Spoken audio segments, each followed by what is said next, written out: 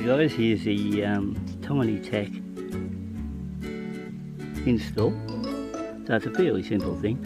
Just on the main area here, I just used double-sided tape to install it in the section of the handlebars. It only consists of one wire, which I ran straight down the side of the frame, back in under here.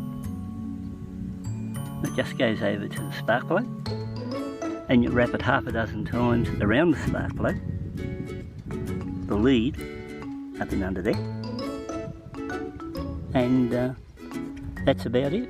As soon as you do that, the install's complete. So there it is. It's a very simple way to get a tacker for, you know, $12 to $30. Helps with your running.